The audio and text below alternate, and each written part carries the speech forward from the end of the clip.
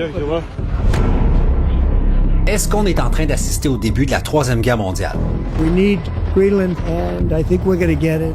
One way or the other, we're going to get it. L'engrenage est parti, la guerre mondiale a commencé. On va tuer tous les soldats français qui vont venir au sol ukrainien. Tous. Et s'il y avait une troisième guerre mondiale? Si vous y avez déjà pensé, vous êtes au bon endroit. Allons droit au but. Comment une telle guerre commencerait-elle? Qui serait impliqué? À quoi ressemblerait une troisième guerre mondiale? Et quelles en seraient les conséquences possibles? Nous ne savons pas quelle étincelle pourrait déclencher cette guerre mondiale, mais nous savons qu'il existe 5 véritables foyers de tension à travers le globe. Et aujourd'hui, on va les regarder en face, un par un, sans détour et sans fil. Le premier qui vient à l'esprit, c'est la Russie contre l'OTAN. La guerre en Ukraine est déjà le plus grand conflit en Europe depuis 1945. Mais la vraie peur, ce n'est pas l'Ukraine elle-même. C'est ce qui se passerait si une bombe tombait par erreur sur un pays membre de l'OTAN.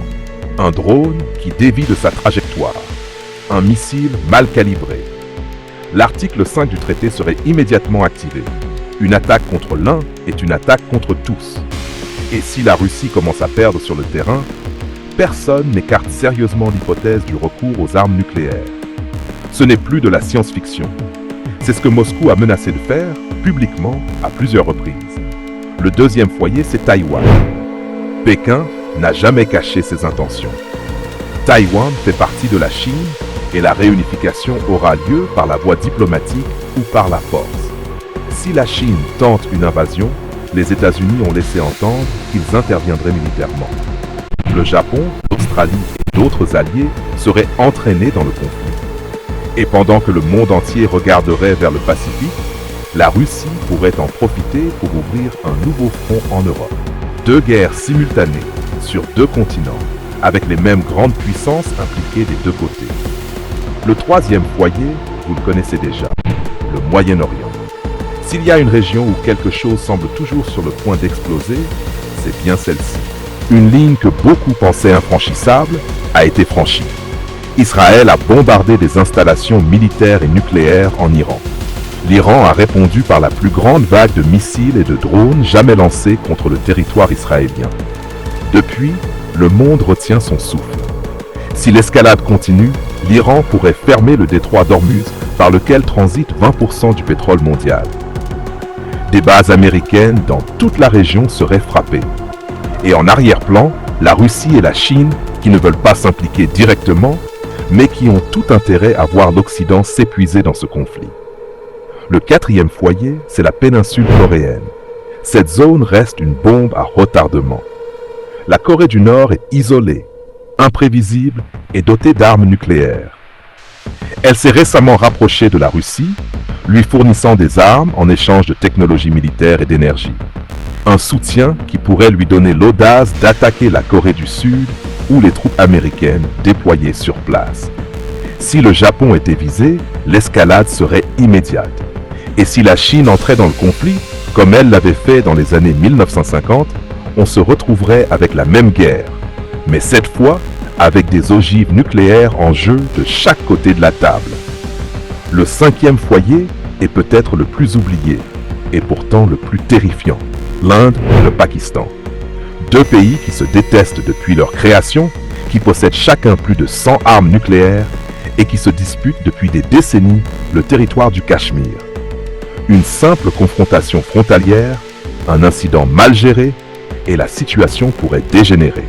Des études scientifiques sérieuses estiment qu'un échange nucléaire entre ces 2 pays seuls provoquerait un hiver nucléaire capable d'affamer jusqu'à 5 milliards de personnes à travers le monde. Et par-dessus tout ça, la Chine soutient le Pakistan, les États-Unis soutiennent l'Inde. Les lignes de fracture sont déjà tracées. Maintenant, parlons des camps. Parce qu'aucune guerre mondiale ne commence avec des alliances parfaitement dessinées. Les blocs se forment dans la confusion, l'opportunisme et la peur. Du côté occidental, le bloc serait dirigé par les États-Unis et inclurait l'OTAN au complet, le Japon, la Corée du Sud, l'Australie, la Nouvelle-Zélande et Israël.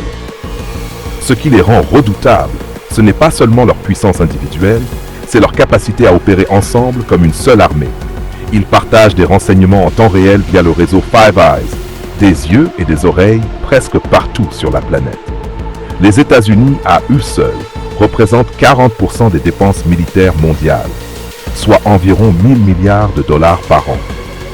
11 porte-avions, plus de 100 bases militaires à travers le monde, 5200 ogives nucléaires et un réseau de satellites qui surveillent chaque coin de la Terre. Leurs alliés européens ajoutent 350 milliards de dollars supplémentaires et plus de 4 millions de soldats.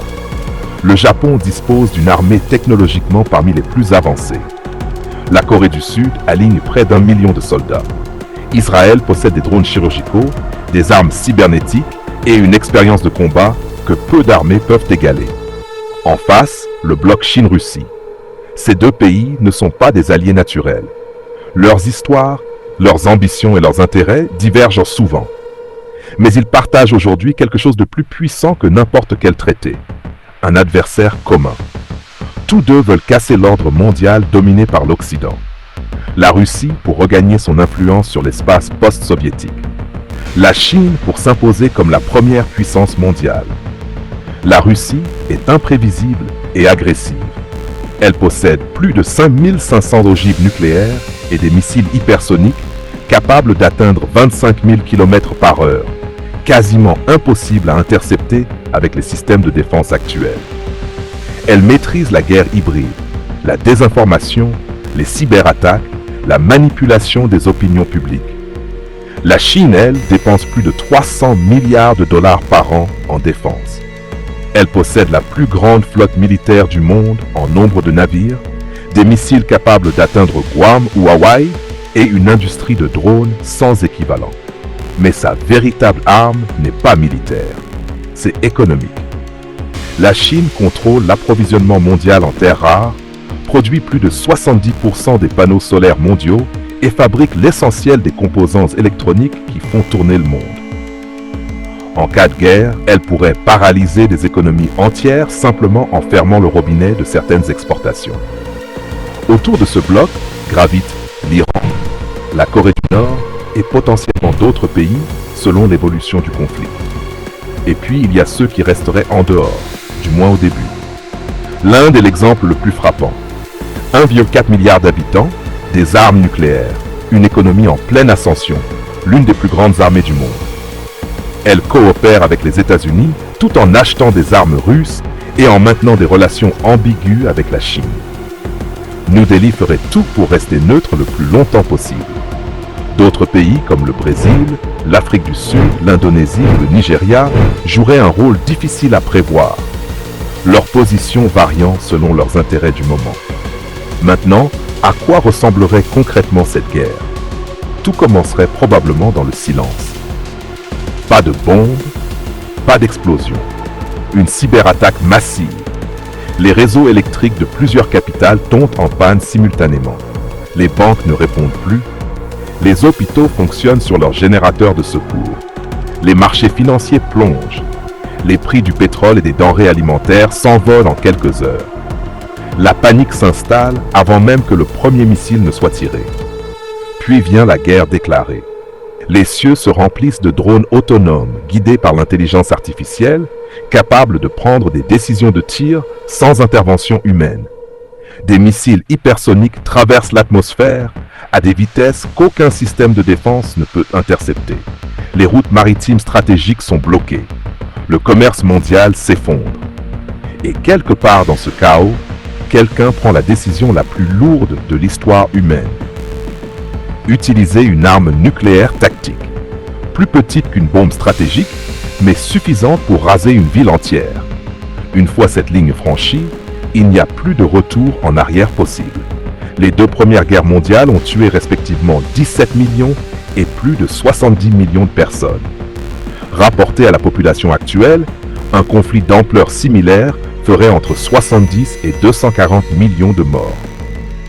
Sans compter les effets radioactifs, les famines provoquées par la destruction des terres agricoles, les épidémies qui suivent toujours les guerres, et les millions de déplacés qui submergent les pays épargnés.